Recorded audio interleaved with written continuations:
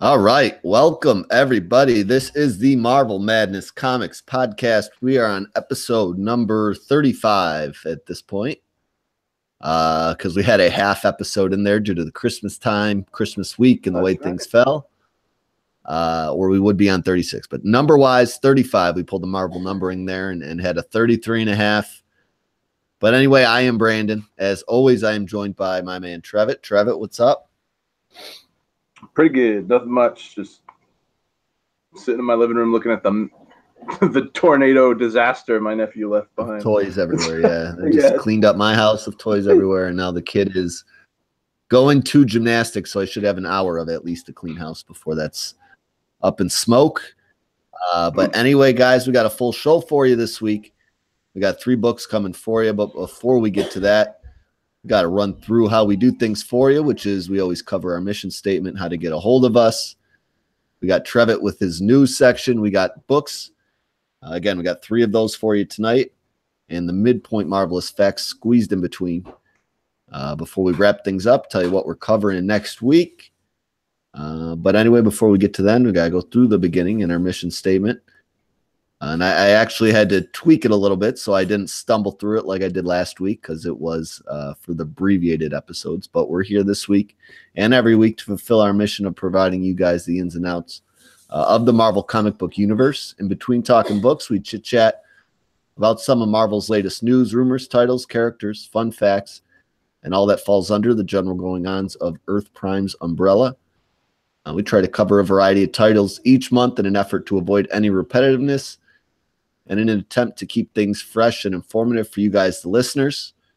Marvel is doing their best to throw a wrench in that with a lot of weekly crossovers and events lately. So what we've been doing is kind of highlighting one of those at a time and going through and keeping you updated on Phoenix currently. So that's going to be one of the books, along with Guardians of the Galaxy 150.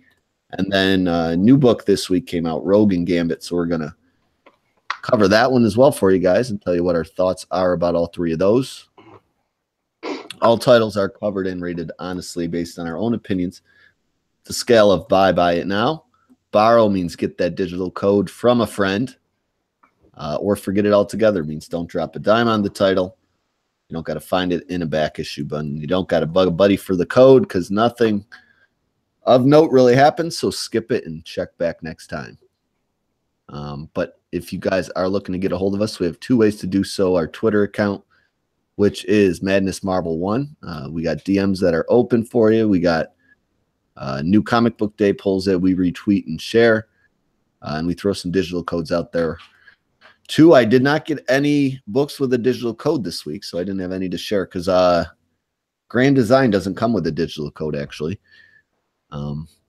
But that's the only one I got this week. So wait till next week. There will be some more freebies for you. But if you are looking to get a hold of us old school way, that is with the Gmail account. You can do so. Trevitt mans that. And it is marvelmadness0@gmail.com. So we'll read it on the air. We'll discuss things. Or if you don't want it read, Trevitt will get back to you, whatever the case may be. But we got all that basic bitch stuff covered and out of the way this week. We're going to get on into Trevitt's news section right after this break. All right, so you got 3 things you said? Yeah, I got 3 things. I can't find my fucking my tablet charging cord. It's killing me. I was just tearing apart my room on you. All right, you go. Ready? Yep. All right, we are back. This is Trevitt's news section, and he's got a few items to cover for you guys this week. So, Trevitt, take it away. All right, I got 3 news stories this week. They announced 3 new titles. So, I had a couple other stories, but I'm holding on to them for weeks to come. So, so this stuff news week is bound to happen. Yeah, it's bound to happen. So it's nice to have some shit in the pocket when those come along. So there were 3 titles announced this week. The first up is this week it was announced that Gail Simone will be making a return to Marvel after a long hiatus with a new Domino solo series coming on April 11th. Simone was quoted saying, "My favorite characters are always the unpredictable ones, and with Domino, you literally never know which way the dice are going to roll. I love her, and I can't wait to show her best bad side." Although no interior artist. Oh. Did she? No, there's actually this is one of no, she's never written a Domino series. The last I got last thing she did was in 2003, I think, and it was an X-type series. Here it is. Oh yeah. So although the no interior artist has been announced yet, and but they did show some cool cover art by Greg Land and Frank D'Armata. It's the first time she has written a book for Marvel since 2003. The last book she did was Agent X, which I haven't seen him around in a while. That's the guy from remember that awful Wolverine Origins movie where he had that team and Deadpool was on the team and the dude who can move, control electricity, and one of the guys, the guy who was good with the guns, and he ended up being a bad guy later in the movie. That was Agent X. That movie was just fucking terrible. Yeah, that was. I try to block it out from my memory. But Agent X is a pretty cool character. But this will actually mark the first solo series for Domino. And the only thing that she's, after she's co-starred in multiple books, X-Force, Cable and the X-Force, Deadpool and the Mercs for Money, and the current Weapon X title. But other than that, she's never had a solo title before, so this is going to be a first for her. So I'm curious because, Gail Simone's a decent writer. For the most part, I either really enjoy what she likes, or it's not that it's bad, I just don't care. So I could go one way or the other. It just depends on the character. And I like Domino. She's got cool powers, luck. I mean, she's got luck powers. So, she could shoot you, and she's always going to shoot where she wants to shoot because she manipulates probability fields. So everything always comes out on top of her. And every time I see her in a comic, like Weapon X, she's always just shooting shit, jumping around, shooting shit. You never really see anybody take a close, in-depth look at her powers recently, when she is used. In the 90s, I think she was a little more mainstream and had a little more exposure, but lately she's just kind of been a background or team character. Yeah, so I hope that we get an in-depth look at her power set. I hope they do something cool in the movie too, because she's going to be in Deadpool too. Yeah, that's probably kind of why they did it, because that movie's coming out summer next year or something? A couple months. I saw someone posted something on, I don't know if it was Twitter or something, and it was how many days left till all the superhero movies, and I think it's right around the time of Avengers or something, a little bit before it or a little bit after it, so it'll be soon. I think it's funny because the character is alabaster, white with a black eye, like a domino. But in the movie, it's a black girl with white around her eye. So it's vice versa. Yeah, they reversed it. Yeah. So that's cool. Makes sense. Second story. So on top of Domino, another series was announced this week. Seeing that we got more of a to be continued than an ending for Venomverse, we all knew sooner or later that we would be getting a conclusion at some point. There's going to be the X-Men Venomverse crossover with X-Men Blue Annual #1, but that will be just a midway point for this giant story. So coming April 4th, we'll finally be getting that conclusion with a weekly series called Venomized. The creative team will be Cullen Bunn and Iban Kolo from Venomverse, and the covers will, again, like Venomverse, be handled by Nick Bradshaw. I've got the solicit here. And it reads as so. The story that began in Venomverse reaches its epic conclusion with Venomized. The Poisons, a species that hunger for superpowered symbiotes, and their hosts pick their next target, the Marvel Universe itself. Their first objective, put every superhuman in a Clintar symbiote and consume them.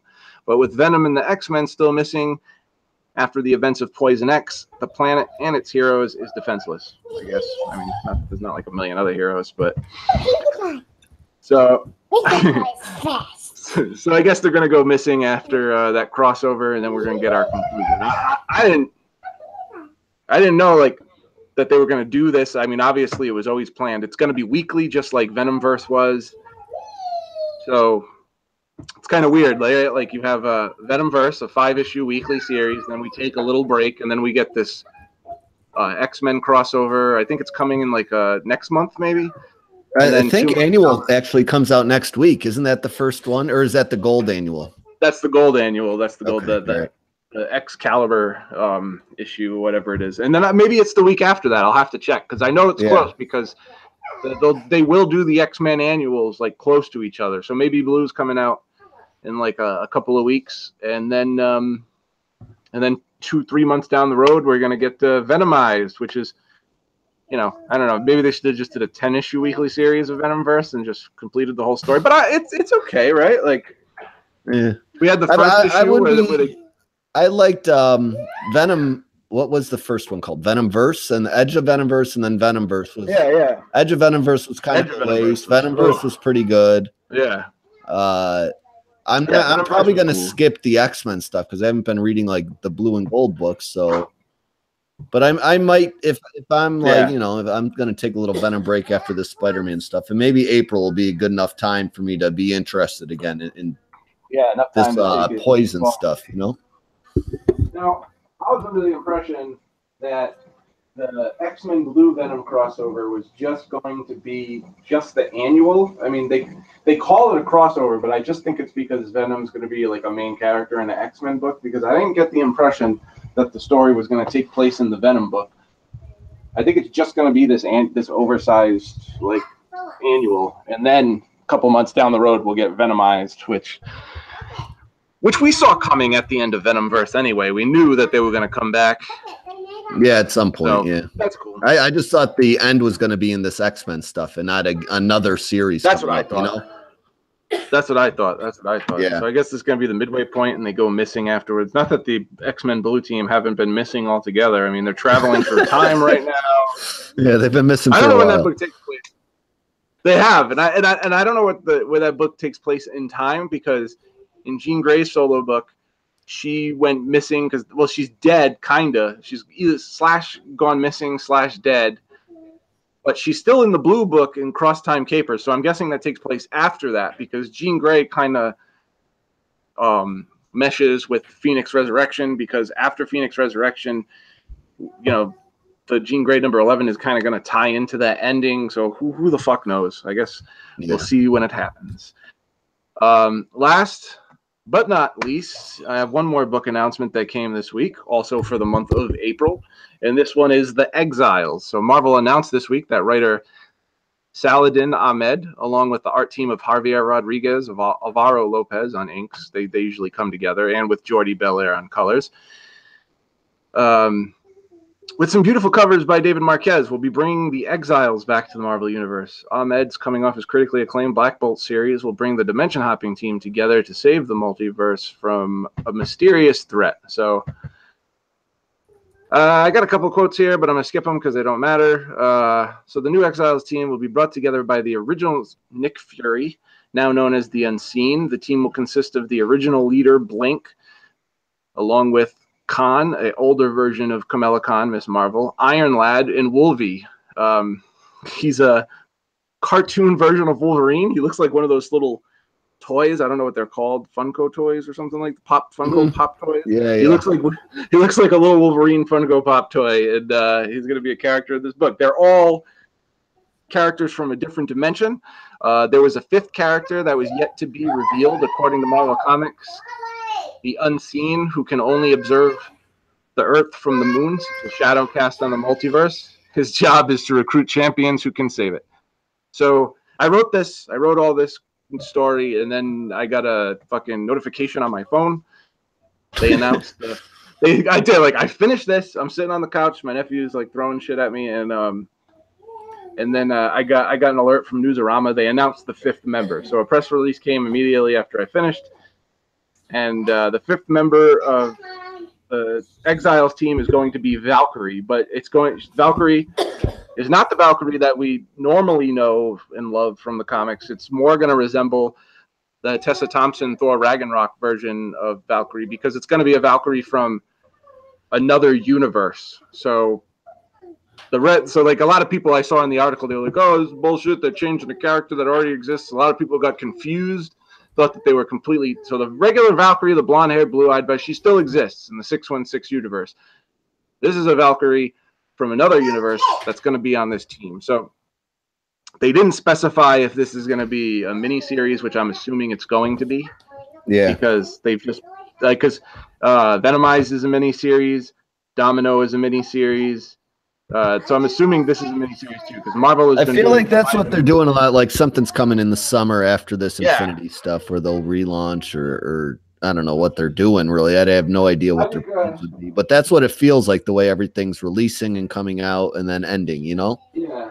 I don't think they're exactly will relaunch as much as I think they're just testing the water to what they're going to do next. So they have their plans for the Infinity book, and in conjunction with the movie, and then they're keeping their release schedule like down. So instead of having like all these titles that you can keep up with, they're testing the water for new titles to see what characters they can bring back, and then they're going to decide what they're going to do for September. Because August, September is always when the big shit happens. You know, like when Legacy happened, when Rebirth happened. So I mean, they can't afford to do another relaunch because people are so fucking pissed about relaunches and nobody wants them anymore. So they're gonna have to figure out. I think they're just trying to figure out where they're gonna go next, and maybe they're giving CB Cebulski some time to get his ducks in a row. You know? Yeah, that obviously needs to happen. He doesn't. You know, you come in with fresh ideas and stuff. You don't want to be using the old stuff too much and then have it tarnish what you want to do. You know? Exactly, and this way they can end the books that don't sell well and then start fresh with his ideas, you know? Yeah. Was that it? Yeah, that was it. I had a few more things, but I'm keeping them in the pocket. So okay. All right. Yeah, so that's all for the news section here. We're gonna kick things off to Guardians of the Galaxy 150, and forgive the frustration in our voices because we had to record this one twice after I forgot to hit the record button. So you might get a little bit of that as an inside joke throughout. But yeah, we'll be right back with Guardians 150.